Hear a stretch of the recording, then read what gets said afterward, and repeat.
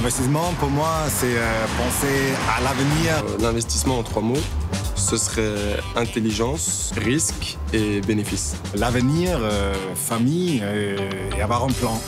Futur, projet, espoir.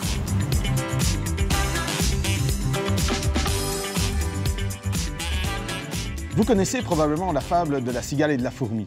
En fait, elle a un caractère très économique. Elle pose la question de l'épargne et de la consommation. Alors, l'épargne, c'est quoi? C'est en fait accepter de ne pas consommer aujourd'hui pour pouvoir consommer demain. Pourquoi est-ce que je consommerai demain?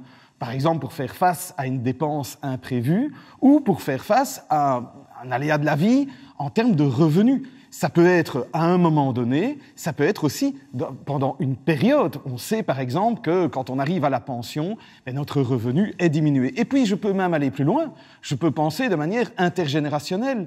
Je préfère ne pas consommer aujourd'hui pour laisser quelque chose aux générations futures pour qu'eux puissent faire face aux aléas de leur propre vie. Alors évidemment, il y a un problème, c'est l'inflation. L'inflation, en fait, elle mange notre épargne. Elle mange, plus précisément, le pouvoir d'achat de notre épargne. Regardez simplement quelques chiffres. Si je prends quelque chose qui coûtait 10 € en 2010, eh bien, aujourd'hui, il me faudrait 11,8 € pour acheter exactement la même chose. Et si je retourne un peu plus loin dans le temps, en 1990 par exemple, bon, là c'était des francs belges, mais quelque chose qui coûtait l'équivalent de 10 €, donc 403 francs belges, eh bien aujourd'hui, il faudrait 17,7 € pour le payer. Donc là, évidemment, on a un problème. Le taux d'intérêt, il est censé compenser cette perte de pouvoir d'achat de notre épargne. Mais on sait que quand les taux d'intérêt sont très bas, et ils le sont depuis plusieurs années, eh bien, ce taux d'intérêt n'arrive pas à compenser la perte de pouvoir d'achat générée par l'inflation. Alors, quelle solution? En fait, on peut tenter d'augmenter le rendement sur son épargne en l'investissant. Et une petite différence en termes de taux d'intérêt, ça peut faire une grande différence au bout du compte.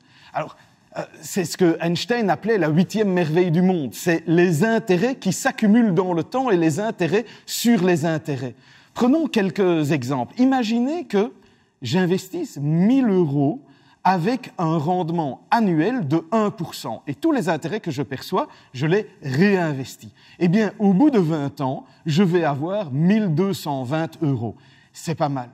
Maintenant, si je fais le même type d'investissement, mais que ces investissements me rapportent 3% par an, et encore une fois, n'oubliez pas que les intérêts sont accumulés et sont réinvestis. Eh bien, au bout de 20 ans, je vais avoir 1 806 €, c'est-à-dire quand même 50% de plus. Donc une petite différence de rendement peut faire une grande différence au bout du compte.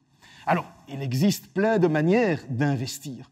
On peut investir dans les marchés financiers, en actions, en obligations, dans des produits un peu plus exotiques, dans des fonds d'investissement, en dehors des marchés financiers, dans l'immobilier par exemple. Et puis il y a même des gens qui disent qu'on peut investir dans le vin, dans l'art ou même dans les voitures anciennes. Bon, ça se discute parce qu'il faut quand même faire attention à la liquidité du placement, c'est-à-dire la capacité de transformer ce patrimoine rapidement en cash au cas où on en a besoin. Et puis, il y a le problème aussi des coûts de transaction qui sont bien plus élevés sur ces marchés que sur les marchés financiers.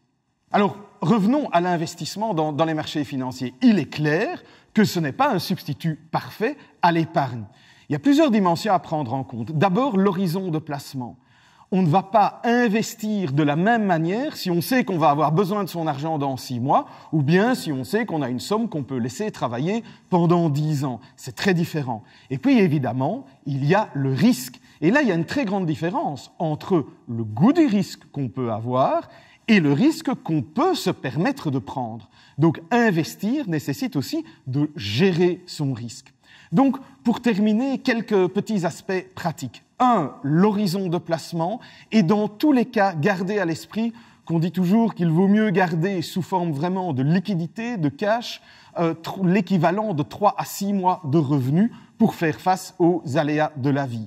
2, le risque. Bien travailler son profil de risque. Ce n'est pas une simple formalité, c'est quelque chose qui se travaille pour pouvoir bien rentrer dans les marchés financiers en sachant ce que l'on peut prendre comme risque.